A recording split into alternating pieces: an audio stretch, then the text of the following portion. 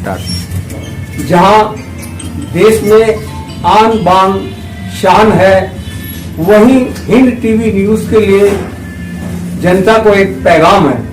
हमारे चैनल में आपका स्वागत है। आज हम मौजूद हैं पत्रकार और सामाजिक कार्यकर्ता जनाब नौशाद अंसारी जी हमारे स्टूडियो में मौजूद हैं और इनसे बात करते हैं। देश के जो वर्तमान हालात चल रहे हैं, वीकेंड चल रहा है, लॉकडाउन चल रहा है और भी तरह तरह की परेशानियां जो पब्लिक भुगत रही है, उस मामले में इनसे कुछ सवाल करते हैं। आप हमारे चैनल में आपका स्वागत है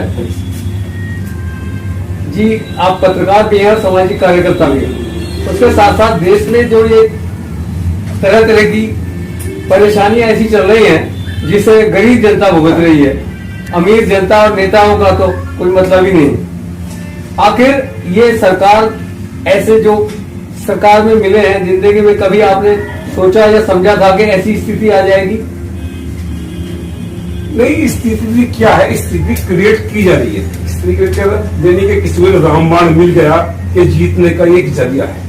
लेकिन असल में जब सन 1960 में हमारा देश आजाद हुआ तो एक नींव रखी गई थी, क्योंकि हम जानते हैं कि जब अंग्रेजों के टाइम पे हमारा देश गुलाम था तो हमारे देश को रिस्पेक्ट नहीं थी। आम आदमी को जो वेलवेस मिलना चाहिए था, जो सब मिलना चाहिए था, वो नहीं मिलता था। तो जो बहुत सारे स्वतंत्र सेनानी, असफाउल्लाह खान है, मौलाना अब्दुल कलाम आजाद और भगत सिंह, राजगुरु, उन्होंने एक सोच आसवाद बहुत से लेकर बहुत सारे ऐसे जो हमारे देश के नेता थे, उन्होंने सोच, मैं आपको स्टार्टिंग से बता रहा हूँ, उन्होंने सोचा कि सर हम कब तक गुलाम रहेंगे, जो हमारे साथ दयनीय अपराध किए जाते थे, हमें इंसाफ नहीं मिलता था, हमारे अपने लोग होंगे, हमारा अपना मुल्क होगा। जैसे जनता जो है अपराध जो वर्तमान सरकार द्वारा किए जा रहे हैं, पब्लिक को बहुत ही ज्यादा परेशान किया जा रहा है। जी जी, उसके हालात पे मैं आपसे हालात ये कर रहे हैं, वो मतलब ये नहीं कि अभी जैसे आप देख रहे हैं, मैं रोज देखता हूँ कि लाखों की भीड़ जो है, चाहे वो बीजेपी हो, समाजवादी पार्टी, बहुत सारी जो पार्टियां हैं, हमारी नेशनल पार्टियां हैं, वो कह रही है हमारी भीड़ बहुत ज्यादा है, लोग हमारे साथ है, लोग हमारा सपोर्ट करेंगे। लेकिन वो एक तरह से जनता का गला घोट रहा है। ये तो इतनी बड़ी महामारी है, मुझे लगता था जो आज चुनाव आयोग ने घोषणा की है वो नहीं करनी चाहिए जी, उसको डिले करना चाहिए था। आज हम देखा 2 दिन का लॉकडाउन लगाया गया, हो सकता है इसको आगे बढ़ाया जाए। मतलब ये बात तो गड़बड़ है, सरकार जानती है।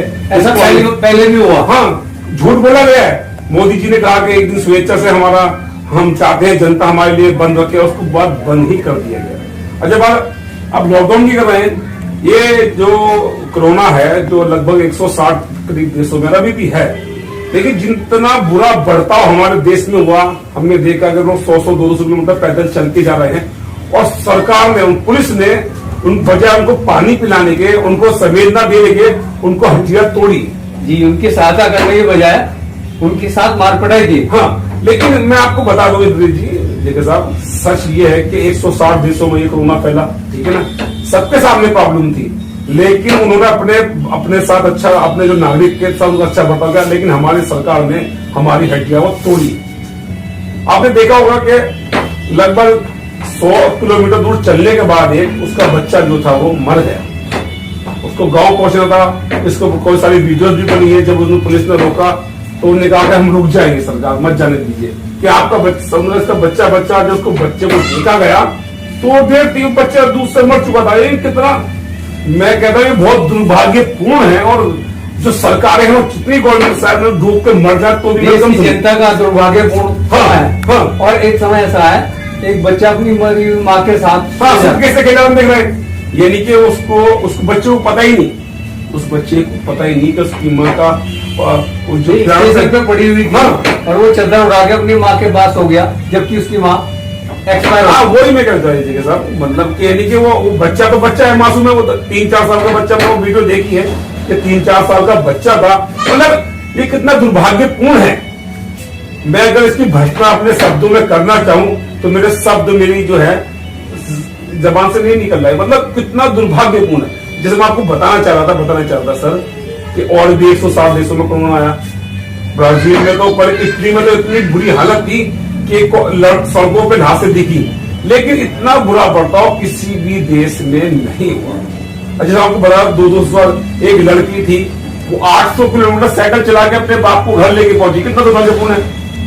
और एक चीज जो अभी तक किसी ने नहीं बताई, मैं आपको मैं पर्पस करूंगा, जब सरकार को लॉकडाउन लगाना ही था, देखिए हमारे जो इंडियन रेलवे है डेली 5 करोड़ लोगों को अपने घरों तक पहुंचाती है डेली पर डे। जो पिछला आंकड़ा है कोरोना से पहले का, वो जो टिकट बेचे वो काउंटिंग होती है, लगभग 5 करोड़ यात्रा हमारे देश के लोग रेलवे से करते हैं। एक रेलवे के ऊपर मुझे याद आया, मतलब हमारी सरकार को ये नहीं चाहिए था कि भाई अपना अपना अरेंजमेंट कर लीजिए, और ये बीमारी भयंकर है, इसके परिणाम भी भयंकर होंगे, आप लोग कुछ भी इंतजाम कीजिए, जबकि लोगों को जाने के लिए कई रास्ते हम परेशानियों झेलनी पड़ी। हाँ, मैं उसी पर हूँ, देखे साहब उसी पर हूँ। अगर जैसे था अभी कोरोना पर भी हमने देखा कि डोनाल्ड ट्रंप भी आए, उन्होंने उनका स्वागत किया गया। कोरोना यानी कि दिसंबर में ही 25 दिसंबर को कोरोना का पहला मरीज मिल चुका था। 25 दिसंबर को यानी कि हमारे देश में कोरोना का आगमन हो चुका था। लेकिन सरकार सोई भी थी। डोनाल्ड ट्रंप आए, बहुत सारी चीज आई, उनका स्वागत हुआ, लाखों की भीड़ मंगाई गई, यानी कि तब तो हुआ। अगर मात्र 3 दिन अगर दे दिए जाते, जैसे कि हम अगर आसपास के जो हमारे बिजनौर वगैरह, ये बात बढ़िया है आपकी। तो अगर जैसे आसपास के 100, 200, 300 किलोमीटर के जो लोग हैं, अगर उनसे कहा जाता क्या देखो भाई 2 से 3 दिन का समय है, कोई इतनी स्पीड नहीं पकड़ी थी कोरोना ने। उनसे कहा जैसे अब हम दिल्ली से, मैं अब इस टाइम दिल्ली में बैठे हुए हैं, आसपास मान लो जैसे बिजनौर हो गया, मुरादाबाद हो गया, रामपुर, ऐसे 200-300 किलोमीटर के दायरे के जो जिले हैं, अगर उनसे कहा जाता कि भाई देखो अब हमने लॉकडाउन लगाना है, अब बहुत हो चुका, और ये मात्र एक विकल्प है, अब जो चाह जाना चाहे पहुंच सकता है। लेकिन अब मैंने इद्रिस जी आपसे कहा कि 5 करोड़ पर डे जो है हमारी रेलवे पहुंचाती है यात्रियों को, पर डे 5 करोड़। 5 करोड़ कम नहीं है, बहुत। अगर 3 दिन का समय दिया जाता तो लगभग 15 से 20 करोड़ लोग अपने गंतव्य तक पहुंच सकते थे, ठीक है ना। और रास्ते में उनकी मौत भी नहीं होती। फिर क्या क्या गया कोरोना काल में, जैसे हमने मरकज देखा, मरकज कभी मैं देखो आप नहीं पूछ रहे, मैं आपको ध्यान में आ गया, मरकज से हमने देखा, मरकज सभी जानते हैं, यानी कि साई सिडनी में 5000 लोग मौजूद थे, वहां कोई कार्रवाई नहीं, और भी आरोप भी लगाया गया उनके ऊपर। यानी कि जमाती कोरोना, यानी कोरोना जिहाद कहा गया, बहुत सारी चीजें, और बाद में वो सारी चीजें वापस भी लेनी पड़ी। और उन्हीं के तहत जब वो हुआ था ब्लड से, तो ठीक भी हुए। हाँ, उन्होंने अपना प्लाज्मा डोनेट किया लोगों को। लेकिन हम बात अगर धार्मिकता की, धर्म एक निजी मसला है, अगर मैं हिंदू हूँ, आप मुसलमान हो, धर्म मेरा नहीं बदला, लेकिन देश सर्वोपरि है। देश आज जो हो रहा है, मैंने कहा बहुत सारे ऐसे नेता जो पहली बार आपने कहा ना सरकार में, उसको मैं पर्पज बता दो, सर मुझे भी जाना है। बात यह है कि सरकार उनको छूट दे रही है। अब जितने वसीम रिजवी जैसे लोग हैं, वो अभी जितेंद्र नारायण त्यागी बन चुके हैं, यानी कि खुलेआम वो कह रहे हैं कि हिंदुओं का कत्लेआम हो रहा है, तो क्या वो सरकार को धुतकार रहे हैं? हाँ, अगर हमारे देश में एक सिस्टम है, संविधान है, पुलिस है, पैरामिलिट्री फोर्सेस है, जज है, वकील है, यानी पूरा एक पैराग्राफ बना हुआ है सिस्टम चलाने के लिए, लेकिन क्या वो कह रहे हैं कि वो सब पुलिस सो रही है या अपना काम जो सरकार है, मतलब वो उन्हीं का सपोर्ट भी कर रहे हैं, फिर उनको डिनाई भी कर रहे हैं। अगर दोनों काम वही कर रहे हैं। हाँ, अगर हिंदुओं का कत्लेआम हो रहा है, देखो हमारे देश में एक रीजन है, रीजन ये कि अगर मैं आपका कत्ल करता हूं, अगर मैं अपराधी हूं, तो बहुत सारे संशोधन हैं, बहुत सारे आरोप लगाकर उसको एक प्रोसिक्यूट भी हो सकता है, और जो आरोपी है इसको सजा मिलनी चाहिए। इन वो सरेआम कह रहे हैं कि सरकार निकम्मी है, सरकार खत्म हो चुकी है, नहीं अपनी ही सरकार को जिसको वो करते हैं वो उसी को क्या कर रहे हैं कि साहब ये तो सरकार कुछ काम नहीं करी, हिंदुओं का कत्लेआम हो रहा है, मुसलमान, जबकि वो धार्मिक आधार पर अगर इस देश का फैसला करना चाहते हैं, तो मैं आपको एक बात बता दूं, इतिहास परमवीर चक्र विजेता, जिसे नौसेना का शेर भी कहा जाता है, ब्रिगेडियर उस्मान अंसारी, उन्होंने जब देश का विभाजन हुआ तो उनसे कहा गया कि आप हमारे पाकिस्तान आ जाइए, चीफ स्टाफ आर्मी हम आपको बना देंगे। उस टाइम के बहुत शार्प ब्रिगेडियर थे और बहुत बड़े ऑफिसर थे ब्रिटिश आर्मी में, तो उन्होंने कहा कि हम इस देश को चुनेंगे और ये देश मेरी मातृभूमि है। तो आपको मुझे पता होगा जगह साहब, 1948 में पाकिस्तान ने कबायली साथ मिलकर हमारे देश पर हमला कर दिया, यानी कि कश्मीर को छीनने की कोशिश की। तो उस वक्त जो आज जय हिंद हम बोलते हैं ना, जय हिंद बोलते हैं, वो ये कर दिया हुआ ना रहा है। और बड़ी दिक्कत होती थी, क्योंकि एक तरफ वो मुसलमानों से लड़ रहे थे, और एक मुसलमान इतना बड़ा अधिकारी, उन्होंने हंसते हंसते और ये कहा था कि जब तक मैं ये फतेह ना कर लूं, मैं अपने बेड पर नहीं सोऊंगा। और वो जमीन पर सोते थे, जिन्हें 2 से परमवीर चक्र विजेता, उन्होंने ये साबित कर दिया। अब्दुल हमीद भी थे। नहीं, वो बात मैं स्टार्टिंग की बात कर रहा हूँ, मैं स्टार्टिंग बात ये कर रहा हूँ कि हम ये 1948 में साबित हो चुका था कि इस देश का बंटवारा धर्म के आधार पर नहीं होगा। यानी उन्होंने अपनी शहादत दी। आज भी उनकी कश्मीर में उनकी कब्र है, उन्हें नौशेरा का शेर कहा जाता है, जिन्होंने साबित कर दिया कि धर्म का आधार से बंटवारा नहीं हुआ। हमारा संविधान भी ये कहता है।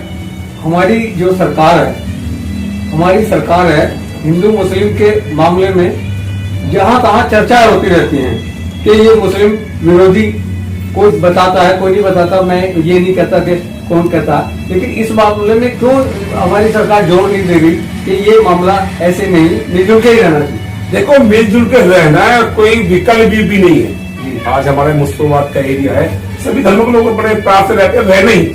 मान लो अगर मैं हिंदू हूँ, मुसलमान हूँ, आपका बराबर मेरा मकान बराबर में है, तो मैं अपने घर तो रहूंगा। अब मैं आपको छोड़कर जा नहीं सकता। तो अगर सिर्फ वो सनातन धर्म की अगर बात करते हैं, तो मैं उनको कहना चाहूँ असली, और वो कहते हैं बाबा हम सब राम राज्य लाए, राम राज्य लाए। कौन सा राम राज्य? वो उन्हें वो सनातनी है, लेकिन उन्हें ये नहीं पता कि राम राज्य होता क्या है। अच्छा, बार बार कहते हैं कि वो जिहाद हुआ है। मैं बता सकता हूँ, मैं गीता ही पढ़ता हूँ, रामायण पढ़ता हूँ, वेद पढ़ता हूँ, महाभारत जगनासुर, एक जगनासुर था, उन्होंने भगवान शंकर ने उन्हें वरदान दिया, अब उन्हीं जान के पीछे पड़ गया।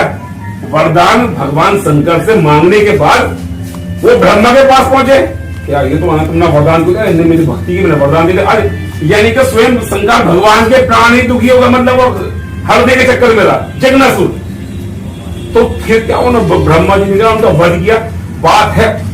अच्छा, आप महाभारत की बात कर रहे हैं, बात थी सत्य असत्य की।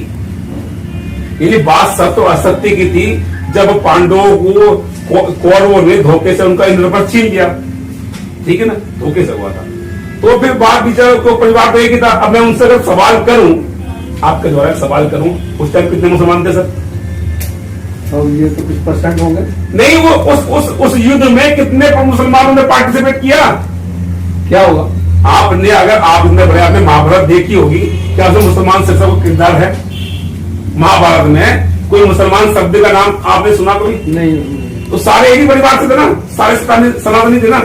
तो फिर क्यों हुआ युद्ध? यानी कि कहते हैं इस ब्रह्मांड का सबसे बड़ा युद्ध है जो महाभारत हुआ। जी, ये दर्शकों के लिए बहुत अच्छा पैगाम है कि युद्ध महाभारत का जो हुआ वो भी एक ही समुदाय था जिसके दो रूप थे। हाँ, लेकिन बात थी सत्य और असत्य की। यानी कि जब बाद में मैं आपको संक्षेप में आपको बात बता दूं बहुत छोटी करके, और लास्ट में शंकर कृष्ण भगवान ने ये कहा कि अगर मात्र 5 गांव ही पांडवों को दे दी जाए तो युद्ध नहीं होगा। लेकिन वो जो दुर्योधन था वो मुसलमान था नहीं, और उनका वंशज था। यानी एक पांडव और एक ही परिवार के लोग थे, एक ही समुदाय के दो रूप थे। समुदाय छोड़िए, एक परिवार था, एक परिवार, एक ही बाप की संतान थे दो, यानी कुंती और उसका दो माता की इनकी राजा तो एक ही थे। तो फिर क्या हुआ? युद्ध हुआ, लाखों लोग मारे गए। तो अब इस्लाम में बहुत सारे युद्ध हुए हैं। और अगर मैं युद्ध की बात करूं, जितने भी 333 करोड़ देवी देवता हैं, सबका आदमी देखा, आप देखते हैं हथियार है। और अगर कहानियां हम नहीं कह रहे, अब टीवी पर जितनी सीरियल देखते हैं, या तो वो झूठे हैं या तो वो झूठे हैं। अगर सत्य है तो हम देखते कितने युद्ध हुए। इसने भगवान यानी कि भगवान तक भी बंधक बना लिया गया। तो बात ये नहीं है, देखो शंकर भगवान ने कुछ उन्होंने उनकी आराधना की, उन्होंने उसका वरदान दिया।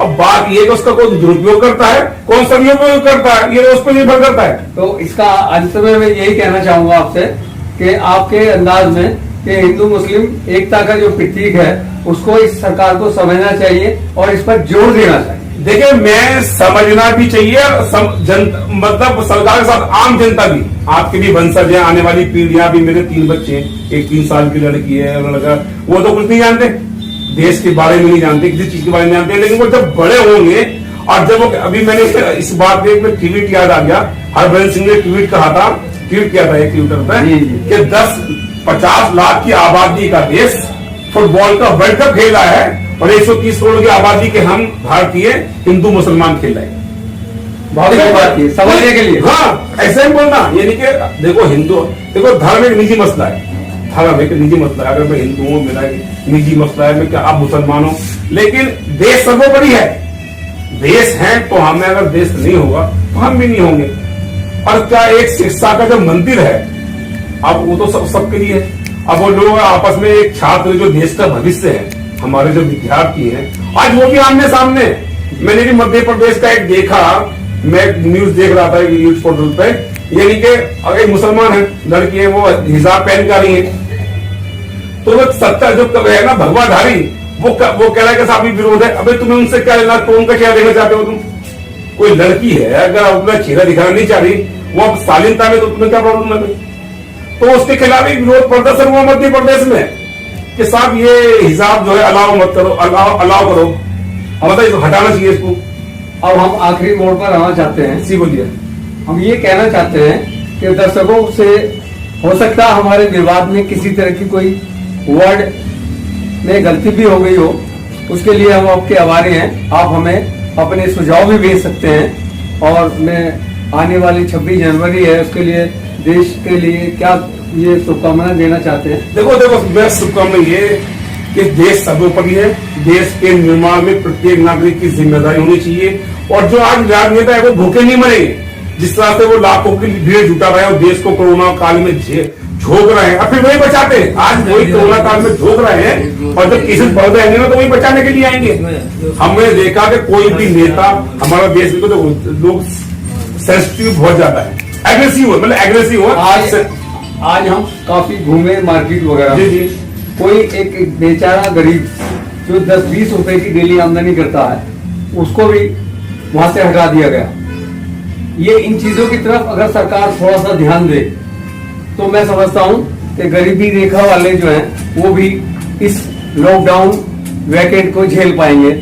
जी, इसमें ये नहीं कि हमने सरकार ये सच है कि जिस स्पीड से हमें हमारा देश आजाद हुआ, हमें जापान देख लीजिए, चीन देख लीजिए, कहां से कहां पहुंच गए, लेकिन जिस स्पीड से काम होना चाहिए था वो नहीं हुआ। अब एग्जांपल दूं, मैं किसी कंपनी का मैनेजर हूं, मैंने कंपनी डुबो दी, अब आप आए कि मेरे पास जादू की छड़ी है और मैं इसको उबार दूंगा, वो कह दिया यार उसने भी तो ये किया। अब आप ये कहें कि यार नौसाद ने तो यार ठीक से काम नहीं किया, मैं क्या करूं?